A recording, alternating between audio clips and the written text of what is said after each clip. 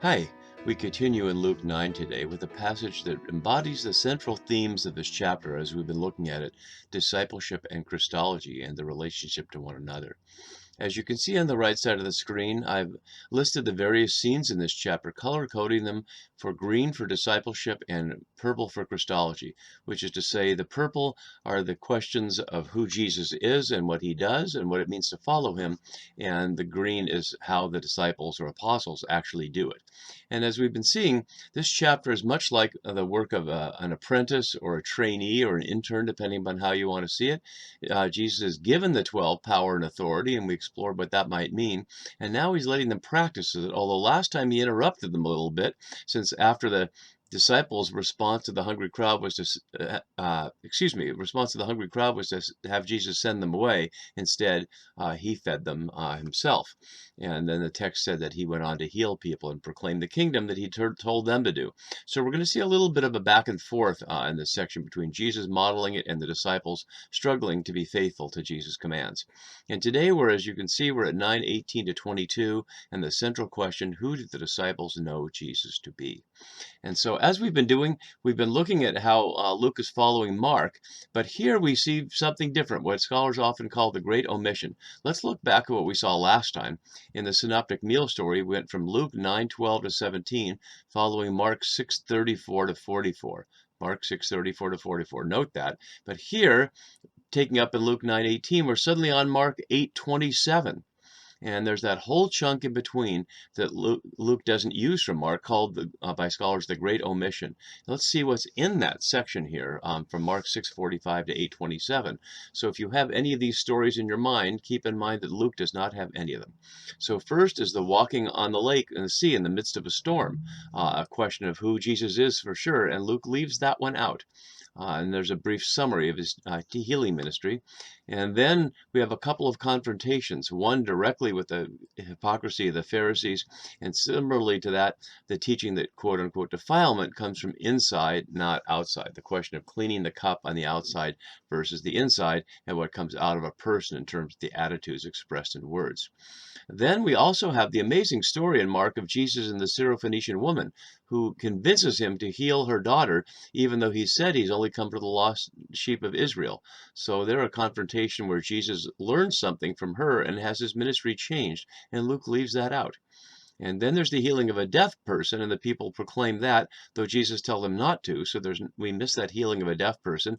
And then the second feeding of the large crowd of the 4,000, and then of the math problem down here that's a function of the two feeding stories put together. Before we get to that, we also have the Pharisees trying to test Jesus, asking for a sign, but no sign will be given. And in fact, if we were to compare the portrayal of the Pharisees in Luke versus Mark, we'd see quite a difference there. And some of it comes from what Luke omits and what he adds from what Mark had about the Pharisees.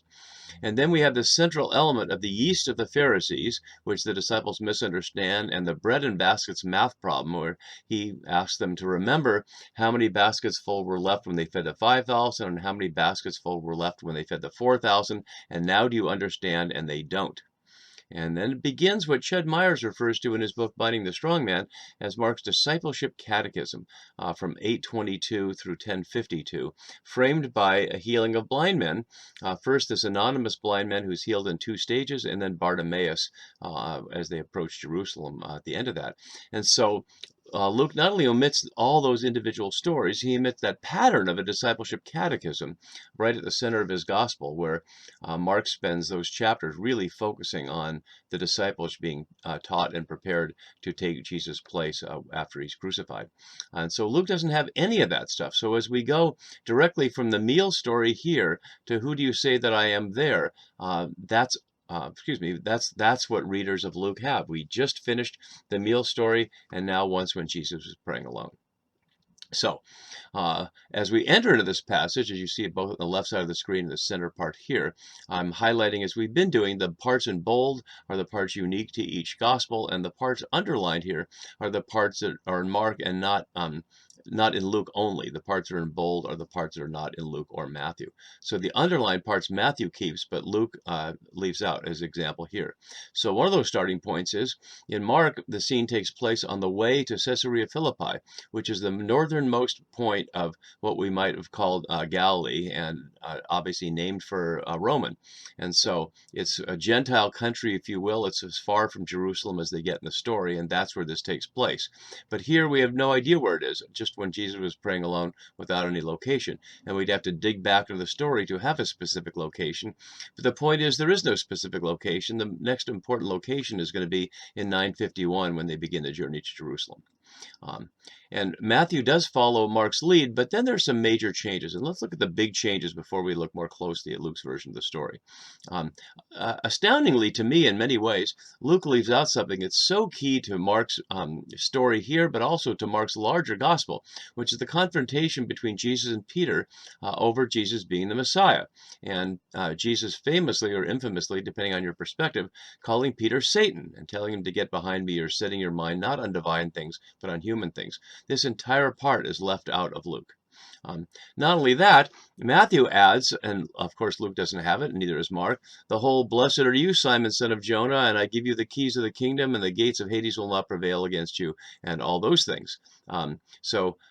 We don't actually have the keys. Yeah, there's the keys of the kingdom of heaven. I'll build my church on the rock of Peter, which is to say, on the rock of the rock.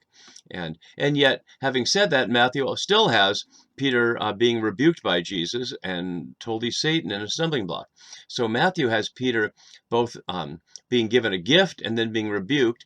Mark only has him being rebuked, and Luke has none of that. There's no comment at all.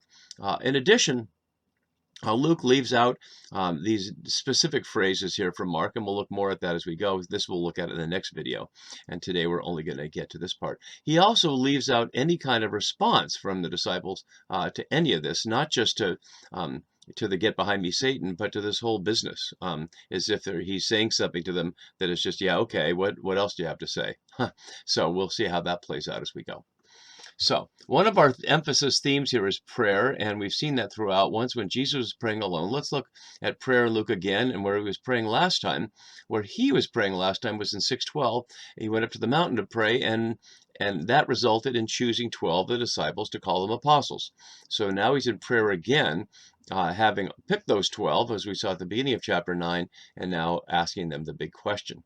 And we'll see that a number of times here again, that he prays when he's trying to teach them not only about prayer, but about God and about their path. And he also uses prayer as examples, as we see in parables and other elements here. So Jesus' relationship with God, his direct relationship with God, is central to his understanding of what he's doing and what he's having his disciples doing. And that's consistent, as we've seen all along, with Luke portraying a little bit of Jesus' childhood and telling us that he grew in stature and wisdom. So Luke's Jesus is not born fully formed and gets it all, like Athena popping out of the head of Zeus, but is an ordinary human anointed by God, but has to learn and grow as he goes, which is another reason why it's a little bit surprising, perhaps, that Luke leaves out the story of the Syrophoenician woman, because you'd think that would emphasize the point that Jesus didn't have it all together to start, but had to learn. But as we noted, he leaves that out. So he's praying here, and we don't know exactly why yet, but we'll find out in just a moment. So we'll put this back up here now. And the question is, who do the crowds say that I am? And note the difference here in others. They add the crowds. Mark has simply "who do people say," and Matthew follows up. But he has the crowds in particular. And the crowds imply the people that have been hanging around him. And so he's asking them, what's the rumor mill? What's happening with the buzz on the street? And they collectively answer, speaking as one voice. That's the kind of thing that Monty Python likes to exploit. I've got one or two things to say. Tell us one of them. People wonder how to dramatize the Bible, so we're supposed to hear all the disciples speaking with one voice here, or perhaps one speaking on their behalf. And notice their answers are precisely the same as what Herod understood, just in the couple scenes before, earlier in the chapter here, as we saw in 7-9, where Herod's understanding of Jesus is also John the Baptist, Elijah, or one of the prophets. the way it's phrased here only suggests one of the ancient prophets is arisen. It doesn't say John the Baptist arisen or others Elijah arisen, or that all three of these are being distributed around the phrase has arisen. But a couple of things to note about that. We don't need to go back over the John the Baptist and Elijah because we looked at that for the Herod scene. But notice what's being said and what's not being said. All three of these are to say Jesus isn't Jesus, he's somebody else. That he's not simply who he appears to be. Jesus of Nazareth would be a good answer here, but somebody else. None of them also, other than one of the ancient prophets, answer in terms of any kind of title at all. And we've seen many titles for Jesus so far. I've already shown this once, but I'll show it again here. All the various titles for Jesus we've seen so far. The angel said Messiah, and that's the only time we've heard it so far. Peter will say it now, but we've otherwise heard Lord and Master and Teacher and Prophet and things like that, and Son of God. One of the questions is not only how those relate together, both historically and culturally, how they would relate together in the mind of ordinary people on the ground, which is to say, what are they looking for? What are they hoping for? How are they going to imagine that God is going to do something about the Romans, which, as I've been noting all along, was the central religious question for the people of Yahweh at that time. Not whether God exists or whether God is good or those kinds of questions that we in a more secular age tend to be asking, if we ask it at all, but simply, why isn't our God taking care of us and why are the Romans in charge? So the Messiah is one possibility for how God could respond, and there's no particular reason that Peter and the others have that idea in mind. They haven't said it so far. But when Jesus turns to them and says, "Who do you say that I am?" Peter answers, apparently on behalf of the group, maybe just for himself, the Messiah of God. We've seen the term Christou for Messiah in Greek a number of times, but the phrase Messiah of God is only one other place in the Bible, and that's also in Luke. Let's look at how the word Christou would be used in the Septuagint to hear what might be in the mind of Peter or others of what they're saying when they say that Jesus is the Messiah of God. So a Messiah in the Septuagint can be one of several possibilities. As an anointed priest, as we see in Leviticus 4:5 and also elsewhere in Leviticus, the anointed priest shall take some of the blood of the bull, etc. So simply as one who's been selected to be the priest, having oil poured over them and therefore consecrated as priest.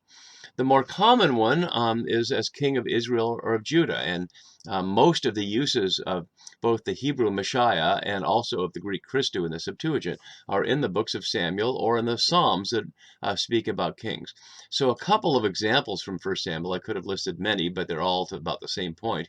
In Hannah's song at the very beginning, around the birth of Samuel, we hear her singing, "Yahweh will judge the ends of the earth, he will give strength to his king, and exalt the power of his anointed," or his Messiah there.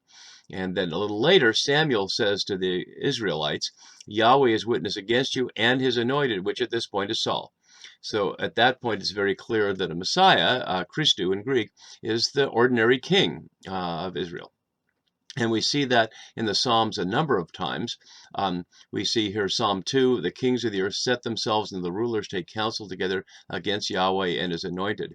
And we'd also see this one here from Psalm 18, "Great triumphs he gives to his king and shows steadfast love to his anointed, to David and his descendants forever." So there we see an element of the connection with David and the hope from 2 Samuel 7 that there would always be a king on the throne of David from that line. And so certainly that idea is in the mind of many, that the promise to David would be maintained, even though for 600 years from the time of exile till the time of Luke writing, there had not been a king on the throne that was indigenous, only foreign kings, other than a very brief period that was not necessarily even Davidic. So to show that it can be used elsewhere, as king of another place, we see Isaiah's use for the prospect of the end of exile. Thus Yahweh says to his anointed, to Cyrus, whose right hand I have grasped to subdue nations before him and strip kings of their robes. And as it says a few verses down, even though he does not know me, which is to say, Yahweh could choose to anoint a foreign king as his vehicle, in this case for defeating the Babylonians and allowing the Judahite exiles to return and to rebuild Jerusalem. So it doesn't have to be one of their own people. It can be a foreigner, even though the person has no direct relationship with Yahweh. And then perhaps in what's more immediately relevant at the time, there's Messiah as a sign of apocalyptic hope of salvation from empire, both from the book of Daniel, and we see it there after the 62 weeks, an anointed one shall be cut off and shall have nothing. We won't worry about the apocalyptic timeline in Daniel, but it's to say an expectation at the quote-unquote time of the end, there will be an anointed one. So that gives it a sense of a future hope that breaks through. And also in the apocryphal Psalm of Solomon, 18, may God purify Israel for the day of mercy and blessing, for the appointed day when he raises up his Messiah. And most scholars would say Psalm of Solomon is contemporaneous in the 1st century and would have been around at the time of Jesus, and not just at the time of Luke. So this could well have been in the ears of the audience of Luke, not Luke's audience as much, but the audience of within the story, the crowds, in other words, that Jesus is asking about. So with those in mind, let's see those last couple of verses, what Luke does to change the version of it that we saw there. And let's go back to that so we can see directly the contrast. So he sternly ordered and commanded them not to tell anyone. He adds the and commanded. The sternly ordered, epitemisos here, means to rebuke. It really means to shut up and don't tell anybody that. Obviously, biblical translators don't want to use colloquial terms like shut up. And sternly ordered is probably too formal. It's a very strong word. And he says it there, even though we as readers know it's the right answer. And Peter has not said anything about what he thinks Messiah of God means. Does he mean the priest? Does he mean the king? Does he mean the apocalyptic symbol of hope? We don't know. And perhaps that's exactly what's going on, that Jesus understands that Peter doesn't really know what he's saying yet, and he doesn't want to do what we so unfortunately see so much in our time, which is people talking about Jesus when they don't know what they're talking about. People proclaiming Jesus on the side of patriotism, on the side of empire, on the side of violence, on the side of personal quest for revenge, and 1,000 other things that give Jesus the name of someone who's there to help you destroy your enemies, rather than as Jesus taught the disciples to love your enemies. So Jesus explicitly doesn't want unformed disciples out there telling people things that they won't understand, that can be very misleading. And they're not ready yet. And not only that, then he will change the title from a Christou to Son of Man, or Human One, as I prefer to translate it, following again from Ched Meyer's breakthrough work in Binding the Strong Man. And really, Human One is what's at issue, because in the follow-up from Daniel, after a series of beasts that represent kings, one like a human being will be seen, which is to say, it's not so much a son of man, it's to say a leader who's not like a beast, who doesn't reign with the kind of violence and destructiveness that empires do, but reigns as God does, with creativity and love. And in the face of that, this human one must undergo great suffering and not defeat the violent with violence. And so this is presenting the alternative. Of course, it's at the heart of the gospel, that the only way to defeat violence and evil is by offering something instead, not with its own weapons. The must here is traditionally an expression of something that comes from God, and we see that in all the Gospels. This is not just Jesus' choice or an idea he's got. It's something he's understood as the very center of what God is having him do. He must undergo great suffering, polapathen here, and for a Greek philosophical audience, that's nonsensical. The idea of taking on that kind of suffering rather than rising above it seems ridiculous, except to groups perhaps like the cynics, who are not what you might associate with the lowercase word to be cynical, which is to be distrustful of anything that's a claim for truth, but rather to be people who are willing to suffer in the sense of physical hardships and lack of status and honor, in order to show that their truth, what they spoke as truth, was not there to be self-aggrandizing or to make them rich and famous. But they certainly were not expecting suffering at the hands of officials, and certainly not expecting crucifixion, as we hear in just a moment. So undergo great suffering, and very specifically be rejected by the elders, chief priests, and scribes, which is to say the Sanhedrin. Notice it's not naming specific groups like the Pharisees or the Sadducees or others like that, but the representatives who comprise the Jerusalem Council, whose relationship with Rome is what keeps Rome not only in power, but within the eyes of the ordinary people, if they believe their leaders as sent there by God. And obviously not everybody believed that, because we know from the war against Rome in the mid-60s that led to the destruction of the temple. And yet for many people then and now, when leaders speak, especially leaders who come with acclaimed authority to be representing God, most people would accept that. So the idea that this person represented by God is going to be rejected by the other people who represent God puts them to a tough choice. The word rejected here is a long word, apodikosmos. I see it's hard for me to say too. Apodikomasthenai, and it's a couple other times. Its background is from Psalm 118. The cornerstone, which has been rejected, has become the building stone. I'm sorry, the stone that's been rejected has become the cornerstone.